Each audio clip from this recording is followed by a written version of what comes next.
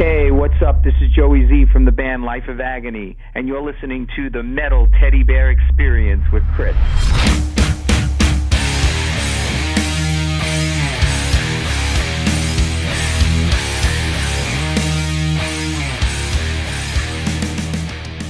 Welcome back to the Metal Teddy Bear Experience here on 90.3 WMSC Upper Montclair. This is your host, Chris, and I have a very special guest on the line. I have Joey Z, the guitarist of Life of Agony. What's up, man? How you doing? Yeah, what's up, Chris? How you doing? New Jersey, I was second home. Yeah, dude, you're always around here. I feel like you're always playing Starland or any like New Jersey venue around here. You know what? You're right. I feel like we've played it so much, we got to give it a break. Yeah, I was just telling our agency. It's funny you say that because we're looking to play other rooms now, and we just booked a date in New Jersey on September 16th for this Rise of the Underground tour. We're covering a large part of the earth, pretty much, and we're hitting the Debonair Music Hall on September 16th in Teaneck, New Jersey. And I know tickets just went on sale, I believe, for that. So everyone should get out there and go grab a ticket before they go. Dude, I am so happy you guys are playing in Teaneck. Personally, for me, that's like not far at all. That's like close to home, so it's not driving. And it's a great venue. It was used to be Mexicali Live, but now they changed names or ownership, whatever it may be. But that's a great venue to see a band like you in. You know, any band. Yeah. Especially. We're looking to do that, Chris. You know, we've played a lot of big rooms, obviously, over the years. And with this Rise of the Underground tour this year, we decided to kind of bring it back to the old roots, that, you know, go play those crazy shows in the small places. We're doing it on purpose, like going into those intimate rooms so we get up in everyone's face again and just, you know, have a good time together and just let all the blood, sweat, and tears pour out and just go absolutely nuts. Speaking about intimacy, you guys played St. Vitus, 2 sold-out shows back-to-back. That is a very small. That's even smaller than the Teaneck show. That's a crazy venue. Like I said, you know, first of all, those St. Vitus shows were absolutely off the hook. And what we've been doing is we dove deep into our catalog of songs and records. And again, purposely, we're giving the fans what they've been asking for. You know, we've had such a large amount of fans requesting songs on social media and say, "Oh, I wish you would play that," or "I wish you would play this." And we've been listening and looking at all these posts and actually building our set lists and relearning songs based on what people are saying. And I think that's what bands need to do. They need to be more in line and I guess know what their fans want to hear. So you know, it's been great, and those shows were absolutely crazy. The people, you know, everyone that showed up, you know, had a chance to hear some of their favorite songs, that even the ones we've never done live, and it was just killer. It was just so much fun. I really appreciate when bands take the time out to throw a song in there that it might not be popular, but at least some hardcore fans actually recognize it. Exactly. We did that. We threw Unstable in there. It's a very obscure song off the album Ugly. And when we played that, when we started the song, the first night of Vitus, you almost heard the crowd go, "Whoa!" Like the reaction of hearing the song starting. They didn't know we were going to obviously play that song, and you could almost feel the reaction just when the first bass note started, and it was really cool. It just I love doing that. It makes it special for us too. You gotta understand. It makes it cool for us when we see people that happy and enjoying themselves. It's just great. Are you going to be changing up your set every night or every 2 nights? Yeah, every night? Actually, we that's something we're going to pride ourselves on. We're pulling and adding songs constantly now. We have a new drummer. Her name is Veronica Bellino. She's really down with learning whatever we need her to learn, and she's totally open. I think she learned about 25 songs already. So you can just imagine the set list we're building around all this material that we have, and with the beauty of it is that we have so many tunes that we can mix and match on different nights and different shows and pull things out of the box and out of the hat and throw them in, and it's just it's really fun. It just brings a fun factor back into it. You guys lucked out by getting a drummer that can like learn all your stuff that quickly. I mean, learn like a huge catalog too, because you guys have a lot of stuff going on too. Yeah, yeah, and the cool thing is she's and I think what helps her with this is that she's always been a session drummer, and she's been a friend of mine for a long time. And we had a recent member change, and unfortunately, things happen, and everyone moves on, and we needed somebody. So I thought of her, and I mentioned to the band, and she was able to do it. And being a session drummer, they're constantly having to learn songs and learn parts on the spot, right there in a recording studio. So I think that kind of, how would you say, like brain, head on her shoulders gives her the ability to do what she's doing for us and say, oh, you want me to learn that by next week? Okay, yeah, I'll have that song and that other one. And then she comes in and she slays it. And then she's like, wow. I'm like, then she comes in and plays it flawlessly. So it's it's pretty cool. It's pretty cool, asset to have going on right now. I know last year you guys put out the album A Place Where There's No More Pain, and that was through Napalm Records. And I think that was a great success. I feel like it had a great sound, like old fans, new fans, everything. Everyone adored it. Definitely. The band worked hard on that record, and I feel like we did give them a lot more, more of what they were looking for Life of Agony to put out. And we already started sharing ideas for a new record, and we have, oh my God, I cannot wait to record this new record. And we have such cool song seeds happening already, and we're looking to hopefully put out a record by mid-2019. So right now we'll complete, we'll finish the Rise of the Underground tour, touring for A Place Where There's No More Pain, and then we'll go right into the studio right after the tour, come early 2019, and record this new record. So do you have songs already lined up, or just riffs? Oh yeah, dude. We have a good 5-6 song seeds already and maybe more actually, but really solid stuff that we're ready. We're sure we're gonna be moving forward with these particular ideas. So yeah, things are looking really good for next year. So we're just gonna keep writing while we're on the road together. We're gonna have a nice little recording set up with us, and just to drop ideas down when we want. And, that's the plan, and come out with another record, not wait another 12 years for a Life of Agony record. Yeah. We plan on keep pumping them out now, so pretty excited, brother. Oh, dude, we all are. Are there any, I don't want to say concept album or anything. Is there any themes or things that you're going to discuss in song, like lyrical nature? Anything like that? You know what? We really write straight from the heart. Everything, Alan and Mina mainly write. Well, they write all the lyrics for the band. Mina's a singer, Alan's bass player, and they're just a great team. So we never kind of mess with that formula, that chemistry. Although Veronica came in with some vocal ideas, which were pretty cool recently, that we all kind of dug. So we kind of let them do their thing.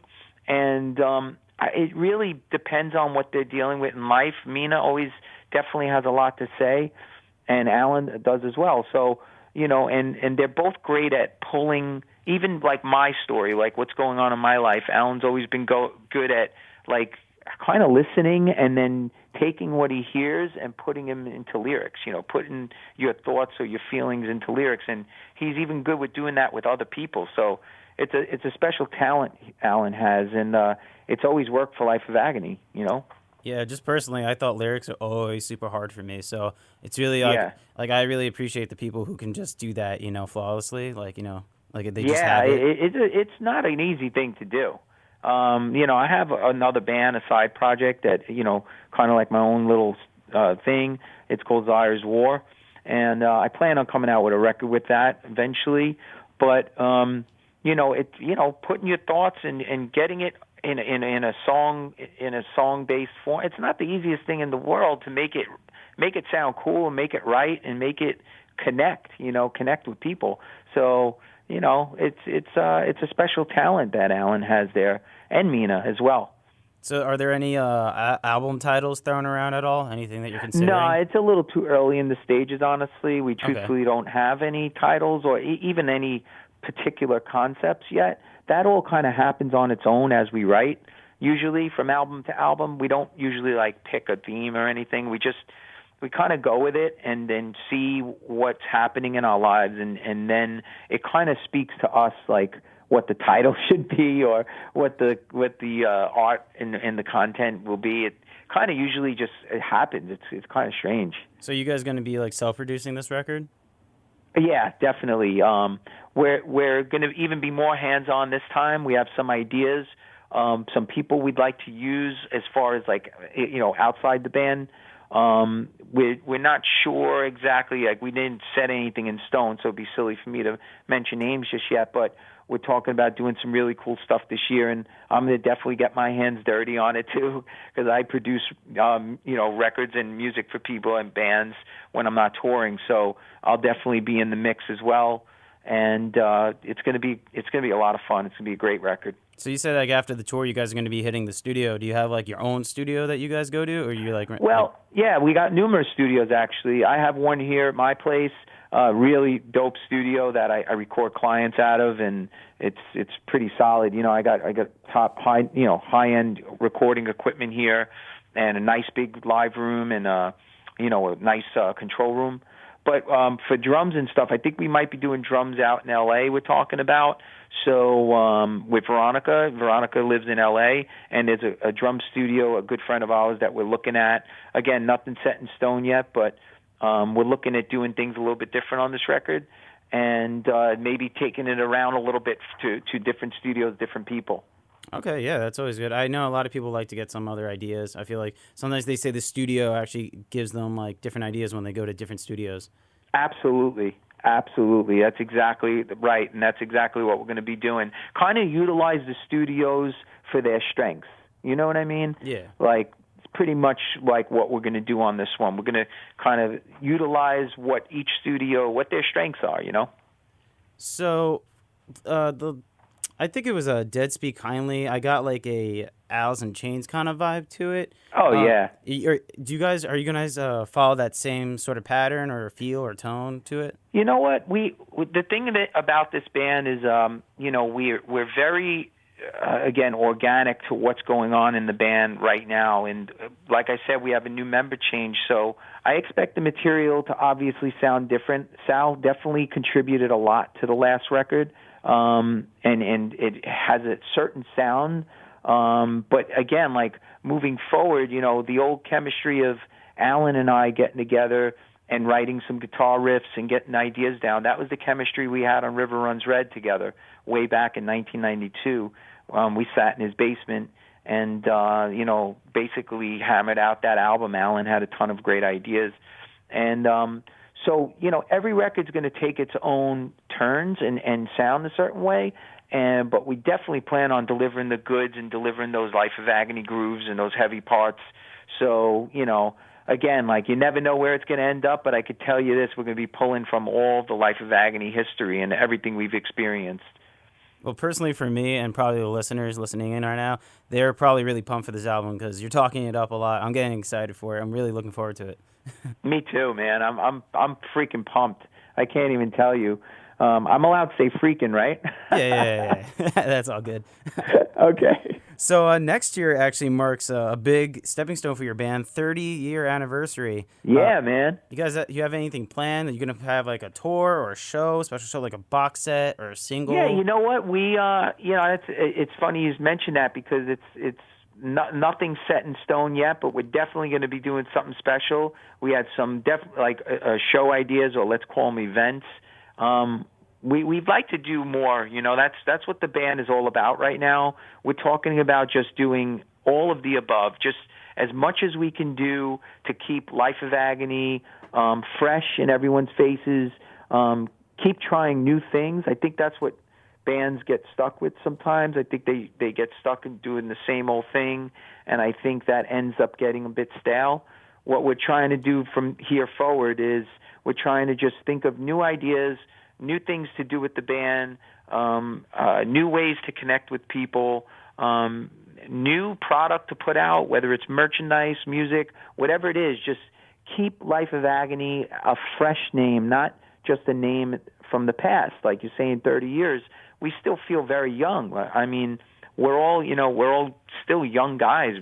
We're pretty much all over the place on stage, going absolutely nuts. So, it's not like we're a bunch of old, washed-up guys. We're still just as fired up as we were 20 years ago. So that's not a problem. So, we're just looking to keep it fresh, man. Keep it going. Yeah, definitely. Every band has to evolve to succeed or just continue. Every band needs that evolution, that feel. Definitely. I think without it, I think without it, you fall behind. So during my show, I asked 3 random silly questions. You ready to take part in that? All right. Question number 1. What was the worst job you ever had? Oh, my God. Painting a basement in the bowels of Brooklyn. I had to paint the basement of a building. I took on this job, and there was rats, roaches, stale sewer water pipes, and it stunk. It was filthy. I had to paint the walls with this crazy paint, and it felt like it took years when I was only there 4 days. I hate painting my deck, and that's outside. Like I can't imagine just painting in a basement like that.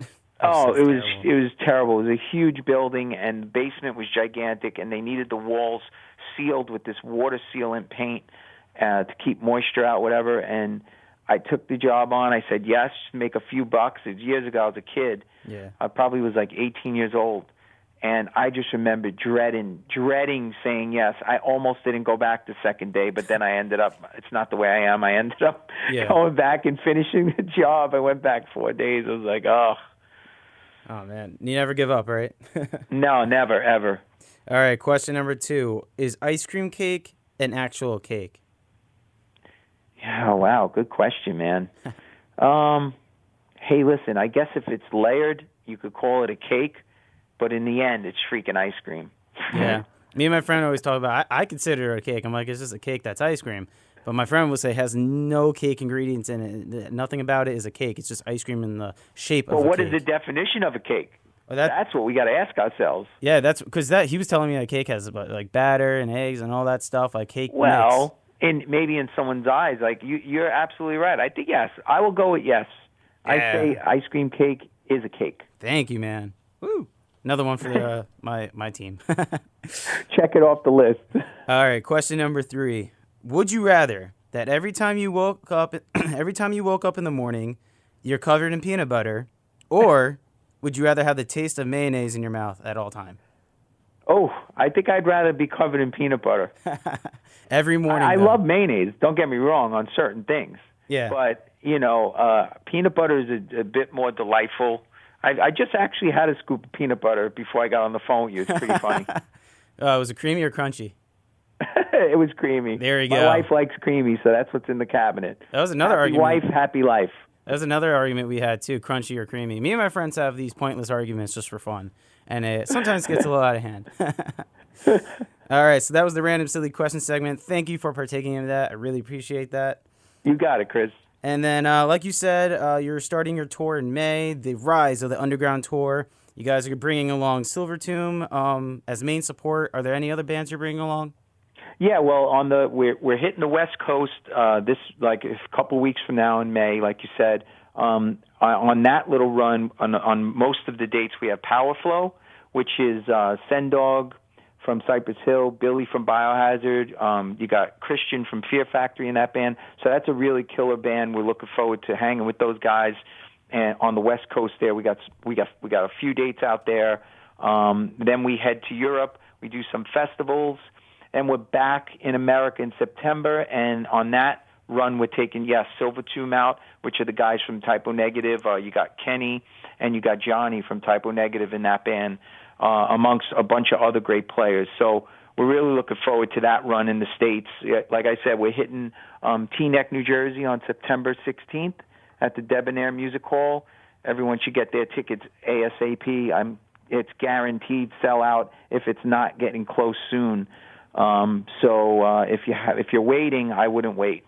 Yeah, that's a very small venue. I could you guys sell out Starland Ballroom. You guys are definitely going to sell out Teaneck.